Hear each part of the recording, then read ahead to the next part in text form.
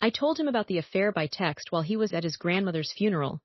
Everyone thinks I'm confessing out of guilt, but that's completely backwards. I did it because I was terrified he would actually come home early and ruin everything. If he finds out why I really confessed, the timing, the method, the way I controlled every word, he'll leave for good. Not just break up, but vanish. All our mutual friends, the apartment, the 3 years. Poof. My reputation as the flawed but working on it girlfriend would vaporize. And the worst part is they all feel sorry for him, which makes me the architect of his pity. But here's what nobody gets: the confession wasn't the betrayal. The real thing I did, what I'm about to explain, makes cheating look like forgetting his birthday. By the end of this, you'll understand why I'm sitting here in December, alone, waiting for a man who isn't coming home. This all started because I was bored. Not the glamorous, exciting kind of bored that leads to spontaneous road trips or learning pottery. The dull, grinding boredom of watching your boyfriend build computer servers in the living room every night while you scroll through other people's vacations. Marcus had landed this contract job in May that was supposed to last 6 weeks. 6 weeks turned into 3 months. He was making stupid money, money we kept saying would be our nest egg, but the cost was him being mentally absent even when his body was right next to me. We'd moved to Portland for his career. My graphic design firm let me go remote, which sounded liberating until I realized I had no friends here, no roots. Just Marcus and his tech bro colleagues who treated me like a decorative plant at their gatherings. So when June rolled around and he announced the funeral was back east, that he'd be gone for 9 days, I felt this surge of something I mistook for freedom. I went to this beer garden down the street from our apartment, the one with the string lights that made everything look softer than it was. That's where I met Caleb. He was working the bar, pouring drinks with this deliberate slow hip that suggested he had nowhere else to be. I went back the next night. And the next. It wasn't a decision so much as a habit forming in real time. Marcus called from the funeral home, his voice raw with grief, and I sat on the bathroom floor telling him how much I missed him while mentally calculating whether Caleb would be working the next day. The first real lie wasn't about Caleb. It was when I told Marcus, "Take all the time you need," knowing it gave me more room to breathe. By the 4th night, I was inventing errands that would place me near the beer garden. I'd become one of those people who orders a second drink they don't want just to justify occupying space. Caleb started recognizing me, sliding my beer across the counter with a nod that felt conspiratorial. He'd just graduated from Reed, he said, killing time before a fellowship in Germany started in September. September felt infinite. Marcus's grandmother had left him some money, he'd mentioned, enough that we could finally talk about a house. The timeline felt like a vice. Then Caleb asked what I was doing there every night, and I heard myself say, escaping my life. That should have been the warning bell. Instead, I took it as a compliment to my own depth. The night before Marcus was scheduled to fly back, I made the choice that would detonate everything. Caleb's shift ended at 11. I waited until the staff was closing up, sitting on the curb like a lost dog. When he emerged, keys jangling, I asked if he wanted to see the sunrise from this spot I knew on the Columbia River Gorge. It was the kind of spontaneous gesture Marcus would never make. I had to work in the morning, but I texted my boss that I had a family emergency. The lie came out smooth as butter. Caleb drove us to this overlook where the sky went pink over the water, and we talked until the sun was high. I didn't mention Marcus until Caleb asked if I had a boyfriend. I said it's complicated, which is the anthem of people who have already decided to make it more complicated.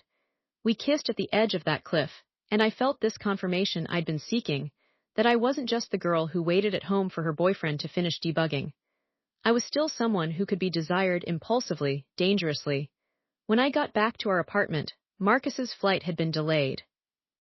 I stood in the shower for 40 minutes, not washing away guilt but rehearsing what I would tell him. Not the truth, obviously, something softer, something that would keep both doors open. I decided I would tell him I felt disconnected, that I'd almost cheated, that I needed us to be better. This felt like taking responsibility when it was actually a chess move. I was planting a narrative where I was the flawed but honest partner. The confession would be my insurance policy. That's how twisted it had already become, though I wouldn't admit that to myself until much later. I was building a fortress of half-truths, and I thought I was being brave. Marcus came home looking like someone had hollowed him out. He hugged me for a solid minute, his suitcase still in hand. I'd prepared my speech, but when I opened my mouth, what came out was, "I need to tell you something." He sat on the edge of our bed, still wearing his funeral shoes. I told him about the beer garden. About Caleb, about the almost affair. I used that phrase deliberately, almost affair, as if proximity to betrayal was less damning than the act itself. Marcus listened without blinking. I watched him construct a version of me in his mind that could still be saved. That's what I'd been counting on. His grief made him pliable. He said we could work through it. He thanked me for my honesty. I should have felt relief. Instead, I felt this cold confirmation that my experiment had worked. What I didn't tell him was that I'd already saved Caleb's number under a fake name, that I'd turned off read receipts so Marcus wouldn't see when I was texting, that I'd told Caleb I was in an open relationship in the process of ending. Those 3 facts were the real foundation, and I'd built my confession on top of them like a pretty facade. The dramatic irony settled in that night I was protecting myself from the wrong threat. Marcus wasn't the one who would leave. Caleb was. We fell into this grotesque performance of reconciliation. Marcus scheduled couples therapy sessions I attended with the enthusiasm of someone going to the DMV. I posted Instagram stories of our healing journey, cooking dinner together, holding hands at the farmer's market. The likes poured in. "You two are goals," someone commented. I screenshotted it to Caleb, who'd started texting me under the fake contact, "Dad work." The social validation became its own drug. Meanwhile, Marcus was actually trying. He left work at 6 now. He asked about my designs. He brought home flowers that I photographed for my feed before tossing them in a vase. The cognitive dissonance was exquisite. Caleb's fellowship started in early September, but he kept pushing his departure date. First, there was an apartment issue, then a paperwork problem. Each delay felt like a personal triumph. I started inventing design conferences in the city so I could stay overnight with him at this motel near the airport. Marcus never questioned it. My reputation as the reformed cheater gave me this bizarre shield of credibility. Why would anyone suspect the girl who'd been so honest about her almost affair of actually having a full-blown affair? The logic was airtight. I told Caleb I loved him somewhere between week 6 and 7. He said it back, and I felt this confirmation that my life with Marcus had been a costume I'd finally shed. But late September brought the first crack. Marcus's sister called him, worried. She'd seen me tagged in a photo at a bar the night I'd claimed to be at a Women in Design retreat. Marcus confronted me, not with anger, but with this heartbreaking confusion. I pulled up fake confirmation emails on my phone, forwarded them to him. I'd prepared for this. The alibi was bulletproof. I watched him doubt his own sister instead of me. That should have been the moment I stopped. Instead, I took it as evidence of my own brilliance. I was managing 2 realities, and both men were buying the performance. The truth bomb came in October. Caleb's fellowship had a hard start date, now October 15th. He wanted me to come clean. To tell Marcus everything, to pack my bags, to start our real life. I stood in that motel bathroom, listening to him talk about our future in Berlin, and realized I'd never intended for this to be permanent. Caleb was the escape hatch, not the destination. I told him I needed more time. He gave me until November 1st. The ultimatum felt like a betrayal, which is hilarious given the circumstances. I went home and watched Marcus build a bookshelf he'd designed, humming to himself, completely unaware that his entire life had an expiration date. I made my worst decision yet on October 28th. Caleb was packing his things, ready to leave without me. In a panic, I told him Marcus had become violent, that I'd seen warning signs, that I was afraid to leave. The lie emerged fully formed with details about smashed dishes and controlling behavior that I'd half remembered from a podcast. Caleb's face changed. The ultimatum dissolved. He was staying to protect me now. I'd weaponized his own decency against him. Also in that same conversation, let slip that Marcus's grandmother had left him money. Not a fortune, but enough. I positioned it as Marcus's control mechanism. I didn't know it then, but I just set a fuse I couldn't diffuse. Marcus noticed me checking my phone more. He started asking gentle questions about my stress levels. I turned it around on him, asking why he didn't trust me after all my honesty. The manipulation was so practiced, by then it felt like breathing. He backed off, apologized. I was winning battles while losing the war against my own better judgment. My friends started circling. They'd seen me pull away from group chats, decline FaceTimes. "You okay?" they texted. I posted a story of a sunset with the caption, "Healing isn't linear," and got 67 heart eyes. The social validation gap was widening into a chasm. The breaking point started with a voicemail. Marcus's sister again, her voice tinny through the speaker, saying she'd talked to someone at that bar. The bartender remembered me, remembered Caleb, remembered us leaving together night after night. Marcus played it for me over dinner, his face unreadable. I laughed. That's insane. I was there with work people. You can ask them.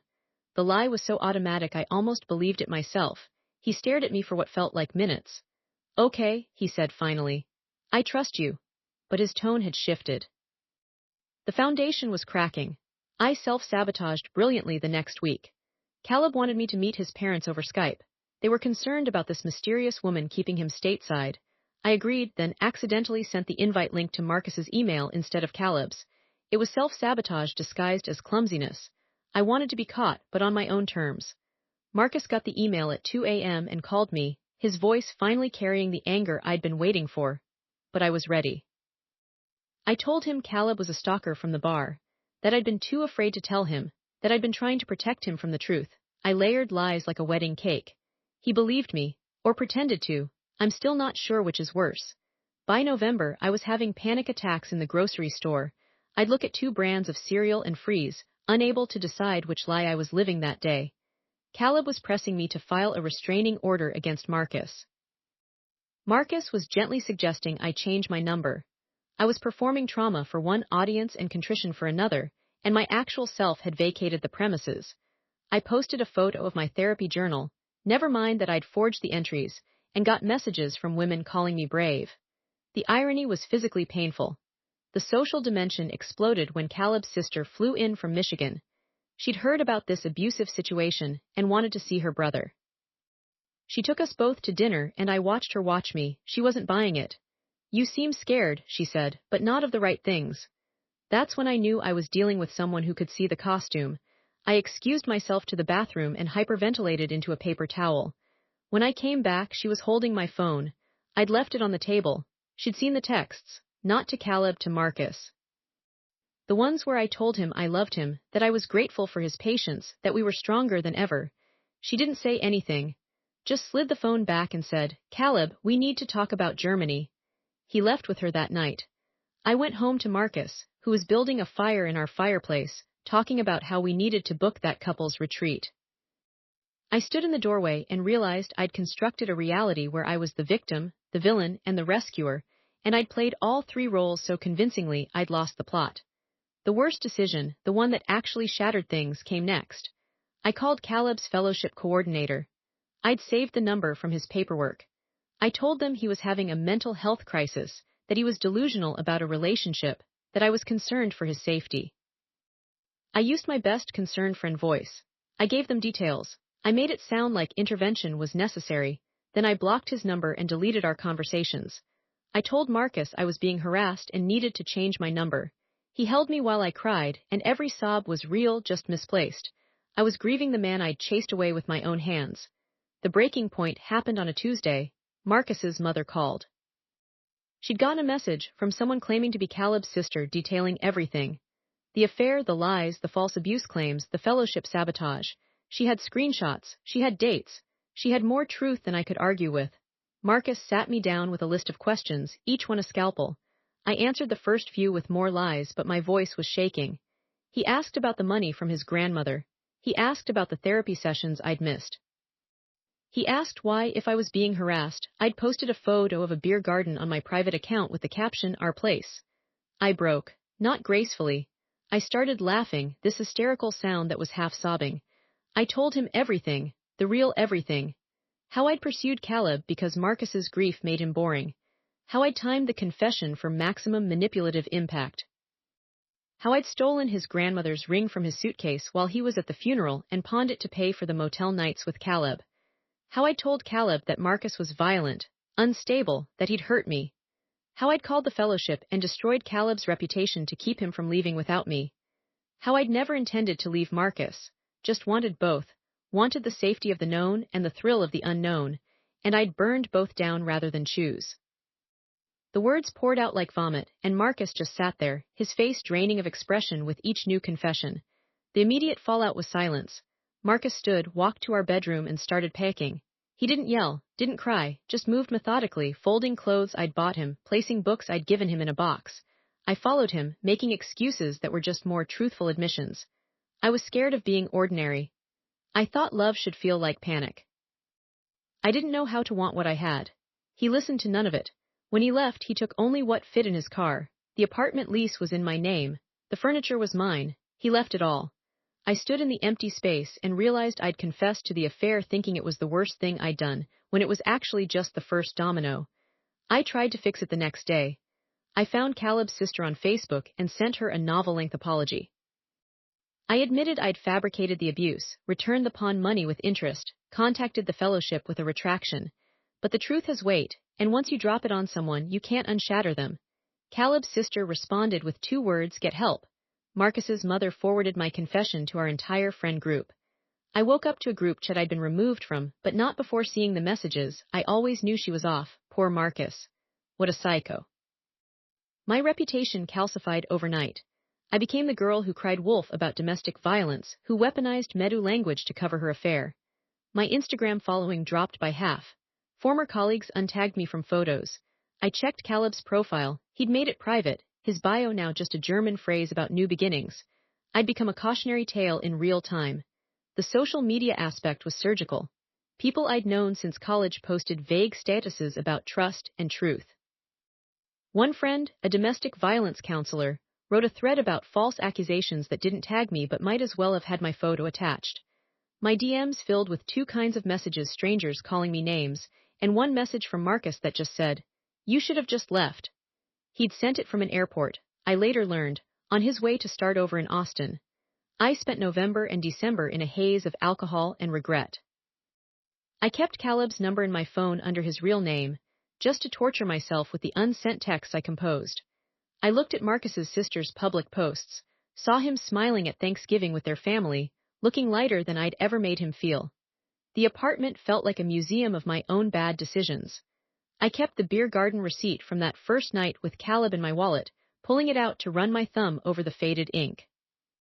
It was the only proof that any of it had been real, even if my role in it had been performance art.